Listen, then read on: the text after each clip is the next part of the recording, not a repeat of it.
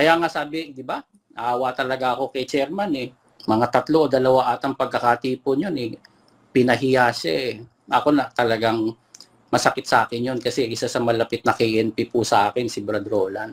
Nasaktan ako dun. Kasi nagsasalita lang naman siya ng pananampalataya niya. Which is true. Hintayin nyo. Hindi para ipahiya siya eh. Kundi meron siyang pag-asa. Imagine mo, masabi mo yun. Ibig sabihin, talagang hintayin nyo lang. Ganon. Pero iba ang naging dating sa kanya. Nadating parang napapahiya siya. Kaya ilang beses pinahiya si chairman eh. Nakakasama ng loob lang mga kapatid. Mangangaral dapat ikaw eh. Yung pwestong kinukuha mo ngayon, ginagampanan mo, dapat maalam ka sa Biblia. Dapat nangangaral ka. At dapat ikaw ang unang-unang makikitaan ng kaamuan. Wala yung gaganong-ganon. Wala yung parang puro. At diretso ka dapat. Pangalanan mo kami. Pangalanan mo si Badong. Tapos. Dapat talaga hanapin natin sa kanya yung qualification ng pagiging mangangaral. Yun ang dapat. Simple, basic principle lang. Kumpanya, namatay yung presidente o nag-step down na. Sino pwedeng pumalit doon? Ano yung karpintero? Pwede siguro yung karpintero, mag-rank up ka. Pero, nandiyan ka lang naman sa gilid-gilid. Tapos, hindi ka man lang nakadestino ng lokal. Pagkaaralan namin mga manggagawa natin, tol, laging late. Pupungas-pungas pa pag pupunta sa aralan natin. Minsan pupunta yung ikatlong Romano na eh. Naalala mo yung mga ganong instansya ng aralan natin. Hindi ka talaga gagaling. Meron din ako nakikita ngayon parang nire-repost ng mga kapatid. Yung bang Itbulaga ba yun? Hindi ako updated naman dyan sa Pilipinas. Yung meron yatang pinuntahan sa bahay. Yung napuntahan nilang na-interview, sinabi, tinutulungan daw ata siya ng MCGI. Dapat nga, hindi kayo matuwa nun eh. Bigyan kayo example mga kapatid. Meron sa isang utang. O may nagkasakit, mapit sa iyo. Tinulungan mo. Di ba sinasabi mo, wag mo na lang sabihin na. Wag mo nang pagsabi. Tama. Gusto mo nga, nililihim mo yun eh. Real talk lang mga kapatid. Tinatago mo nga yung gawang mabuti mo eh. Hindi mo nga yung pagsasabi. Hindi ka naman pagkatapos mo tumulong, bigla ka magsasabi, "Hoy, ako yung nagpakain dyan." Hindi ganun eh. Inililihim yun mga kapatid. Kaya napakamali ng MCGI Cares na ginagawa po ngayon. Yan ang tunay na kolorum. Yan ang hindi legit. Bakit? Ang legit na paggawa ng mabuti, inililihim, walang camera. Masama po yung ginagawa. Bakit ba ibig ng Diyos pagka gumawa tayo ng mabuti? Dapat salihin. Balikan po natin yung trespass, tsaka po natin ituloy. Dapat pagka ikaw ay naglilimos, ay huwag malaman ng iyong kaliwang kamay ang ginagawa ng iyong kanang kamay upang ang iyong paglilimos ay malihim at ang iyong ama na nakakakita sa lihim ay gagawin ka para meron tayong reward, para legit, para hindi kolorum. Yan mga kapatid. Kaya palusot lang po yan. Kailangan, hindi naman daw maiiwasan. Hindi talaga maiiwasan. Gumagawa ka ng mabuti eh. Pag nakita ng ibang mga vlogger yan, pupunta sila. I-feature ka nila kasi nagbibigay kayo na Pero never dapat manggagaling sa'yo. Hindi ikaw ang magpapakita. Hindi ikaw ang magbibideo. Ba't puro kahit pa, piniplay lang naman sa mga kapatid. Kahit na, sa lahat yun eh. Di quiet lang. Quiet lang. Bakit mo ipapakita sa mga kapatid? Nakuha nyo mga kapatid. Meron bang mababasa sa Biblia na tayo mga kapatid pwede nating makita. Kung tayo magkakapatid, tutulong tayo, sabihin mo sa akin para alam ko din yung ginawa mo dun. Meron bang ganon? Wala po. Walang ganon. Kaya masama yan mga kapatid. Masama po yan. Ngayon, marami po yan pero binibilisan ko lang kasi ayoko magtagal. Meron pang isang punto ito mga kapatid yun pong pwede bang mawala ang Diyos sa isang samahan? Kasi kailan ba yun? Kagabi, kahapon. Pinatutunog na, kahapon nga ba yun? Na, ano? Na para bang nawala na ang Diyos sa iglesia. Saan daw? Kinaladkad ko to po. Oo nga kinaladkad mo raw. Alam nyo mga kapatid, nakalayan po ako doon. Yung terminong kinaladkad. Kahit paano ang pinag-uusapan kasi yung tunay na Diyos, huwag mong gagamitan ng ganong term. Exactly po. Maano yun mga kapatid? Pamumusong na po yun. Huwag mong gagamitin yung kinaladkad. Ayan.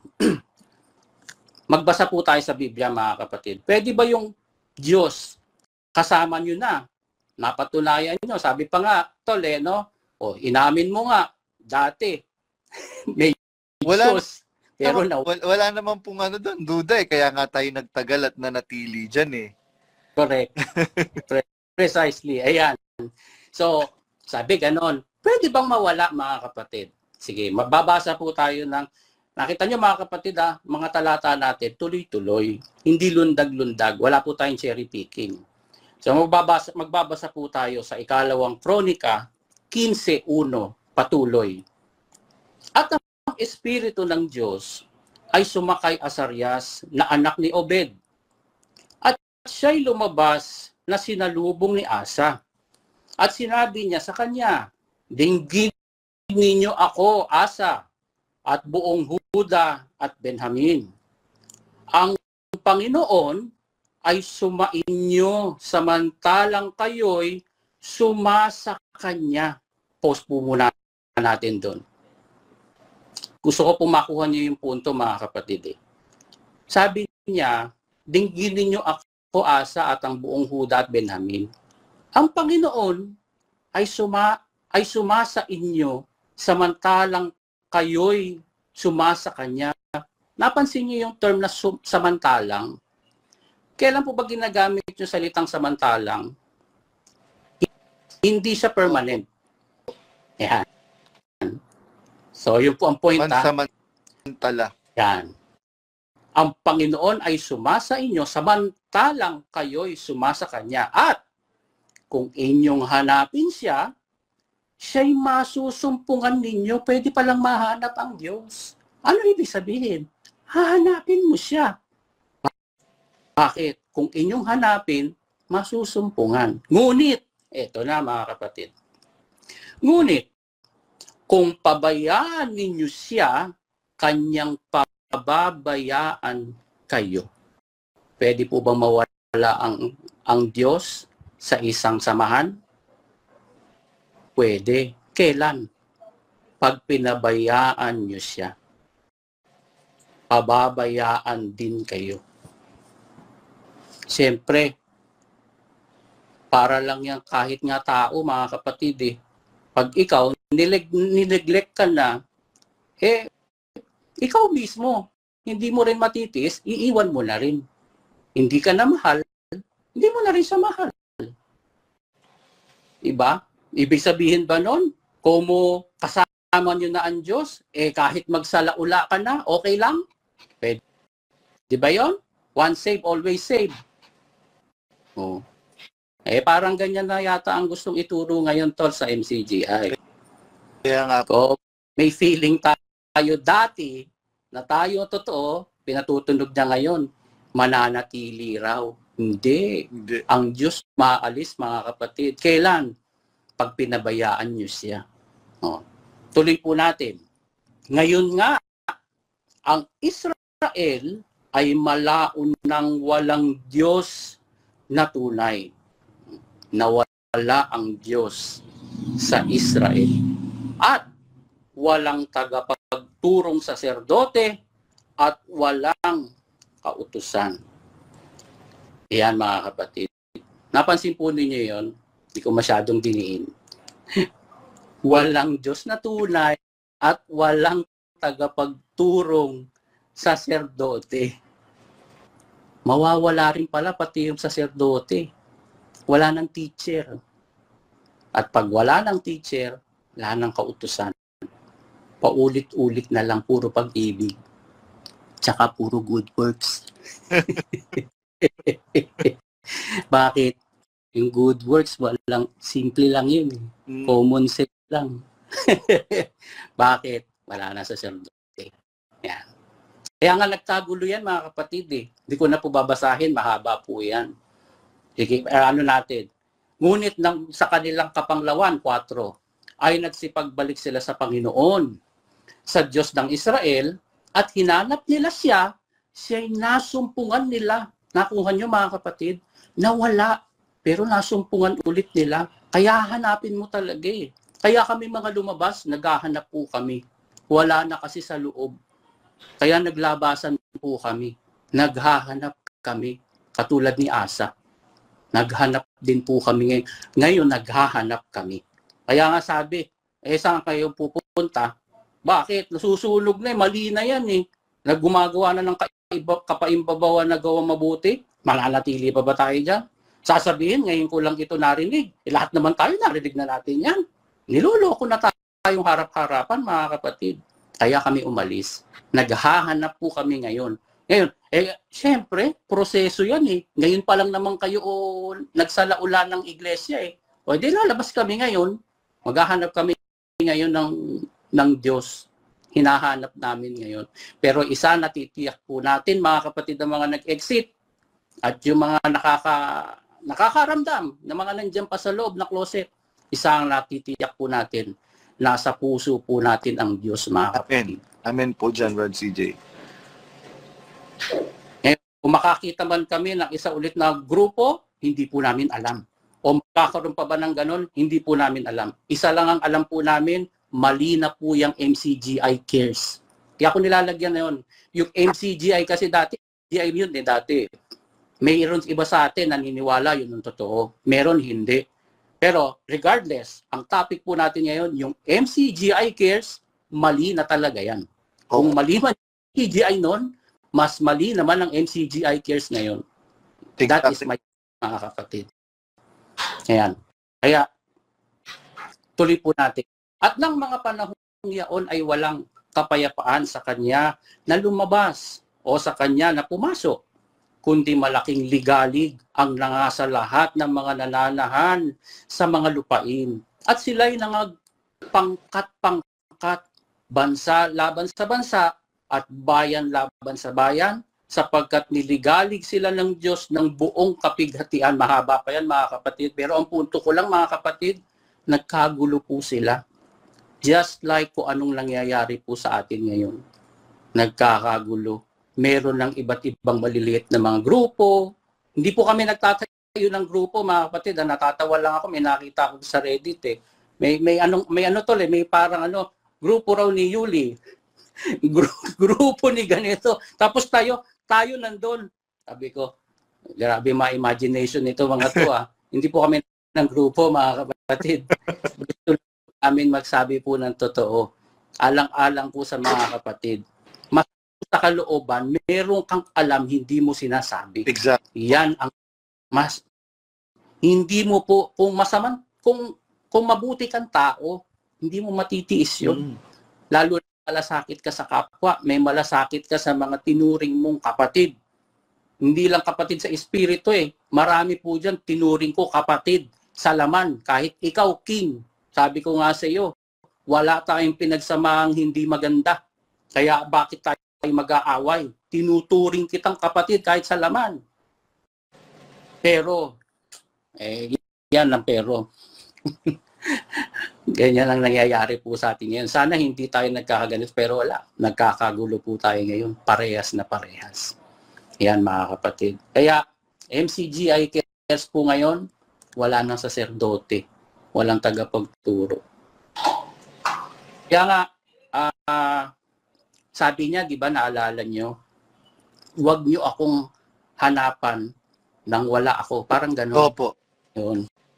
Parang gano'n. Non-verbatim, pero alam natin gano'n yung diwa. And hindi niya kiniklaim na parang siya rin si Brad Eli. Parang ganun. Kaya nga sabi, di ba? Awa talaga ako kay chairman eh. Mga 3 o 2 atang pagkakatipon yun eh. Pinahiya siya eh. Ako na talagang masakit sa akin yun kasi isa sa malapit na KNP po sa akin, si Brad Roland. Nasaktan ako dun. Kasi nagsasalita lang naman siya ng pananampalataya niya. Which is true. Hintayin nyo. Sabi. Hindi para ipahiya siya eh. Kundi meron siyang pag-asa. Imagine mo, masabi mo yun. Ibig sabihin, talagang hintayin nyo lang.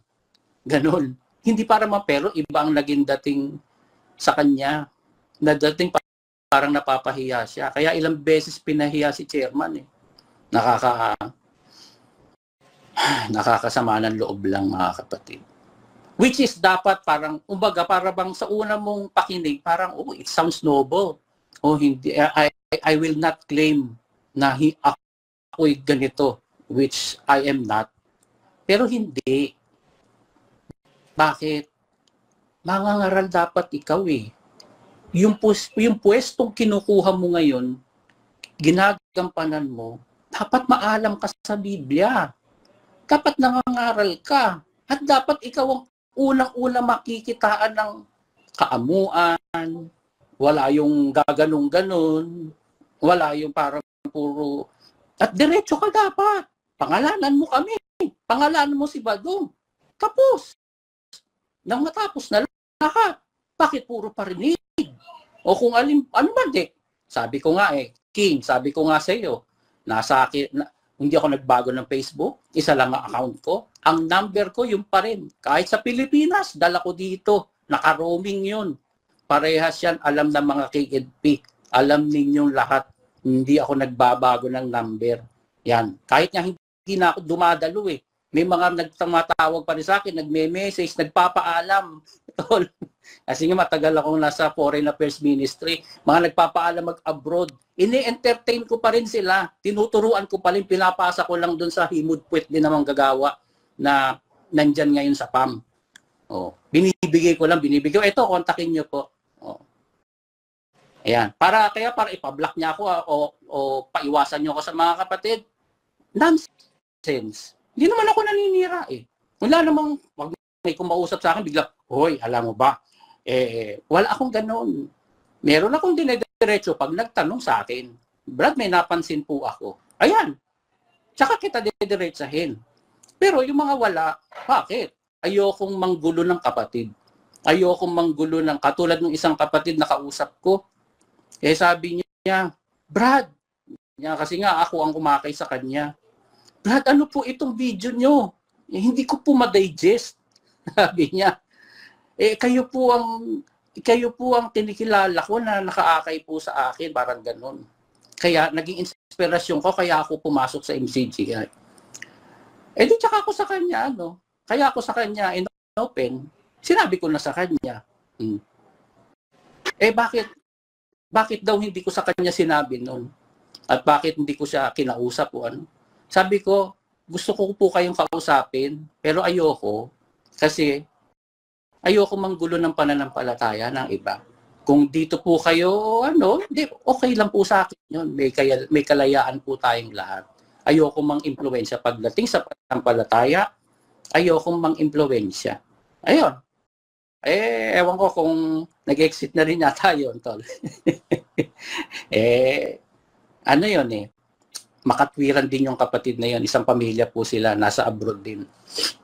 Ayan. Kaya, dapat po ganun dapat talaga hanapin natin sa kanya yung qualification ng pagiging mangangaral. Kaya kung gusto po ninyo topic natin yan sa susunod, pwede nating i-topic yan. Ano ba yung mga dapat nating makita sa mangangaral? Dahil mahaba-haba po yan mga kapatid. Pero yun ang dapat. Simple, basic principle lang. Kumpanya, namatay yung presidente o nag-step down na. Sino pwedeng pumalit doon? Ano yung karpintero? Pwede siguro yung karpintero, mag-rank up ka. O, kahit hindi ka engineer, kasi alam ko naman yun, mga kapatid, meron naman ako nakakasama, hindi naman din siya nag-engineering, pero nasa pwesto na siya parang engineer na rin. Bakit? Siyempre, dahil sa sa husay. Pero, nandiyan ka lang naman sa gilid-gilid. Tapos, hindi ka man lang nakadestino ng lokal. Pagkaaralan namin mga manggagawa natin, tol, laging late.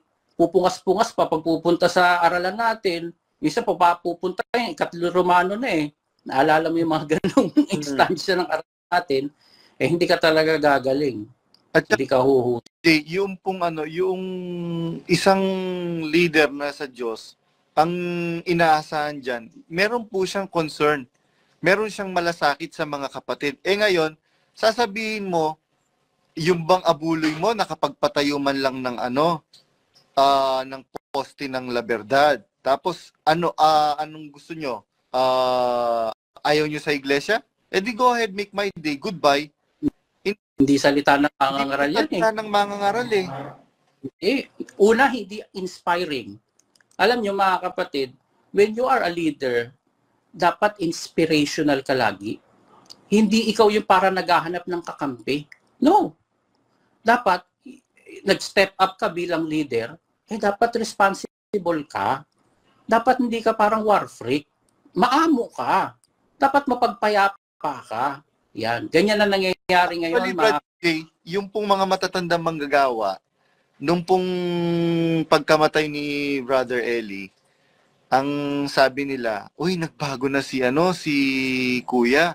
Kasi alam po talaga nila na magagalitin at mainitin ang ulo. Correct. Ako po, hindi ko lang masabi sa kanila, ngayon lang yan. Tama. Precisely, tol. Ako rin ganun. Kasi syempre meron pa tayo dating fanaticism meron pa tayong hype ni Brett Eli noon na magaling yan si Daniel, ganito, ganyan. Kaya talagang nung unang taon, hopeful pa ako o siguro a few months. At para medyo okay pa siya noon totoo, wala namang hindi ako nang pa-plastic, hindi ako nang bubola. Parang totoo siya noon. Kaso nung tumatagal na, yun na, lumalabas na, wala na yung karunungan. Ulit-ulit lang. Tapos, yan na nga, imbis sana na hinarap niya yung mga issue kaagad, sana hindi tayo nagkaganito. Yan kasi mga kapatid, baka sabihin nyo, lang to sabi-sabi lang. Ito, basahin po natin mga kapatid. Bakit tayo umabot sa ganito? Santiago 3:12, patuloy. Maaari baga, mga kapatid ko, na ang puno ng igos ay magbunga ng asaytunas o ng mga igos ng puno ng ubas? Hindi rin naman babalungan ng matamis ang maalat na tubig. Nakuha nyo, mga kapatid, no? Hindi ko na-explain yan. Sino ang marunong at matalino sa inyo? Ipakita niya sa pamamagitan ng mabuting kabuhayan ang kanyang mga gawa sa kaamuan ng karunungan. Yung bang mangga pwede magbunga ng santol? Hindi. Yung bang maalat na dagat, pwede bang tumamis yun? Hindi tatamis yun. Ganon din yung kinikilala ngayon dyan. Hindi siya makapagbunga. Bakit? Kahit sa pamumuhay, mga kapatid, yun nga ang nire-reveal po sa atin ni Brad Badong. Pinakikita niya yung buhay again. Hindi po siya naninira, mga kapatid. Ini-expose po niya yung tinatago nilang baho na habang tayo, nagpipilit tayong pumunta sa lokal, umupo sa masakit na monoblock chair sa loob ng 8 oras, habang yung kanyang pamilya, mga nakaupo lang, nakahiga pa. At hindi natin alam kung natutulog pa yun. Natutulog po. Yun na nga nagpapaka medyo mellow lang ako, tol, pero tinapak mo Ayan, pero totoo yun. Kasi si Brad Badong, mga kapatid, nasaksihan po kasi niya talaga. Kaya lang niya hinahayag.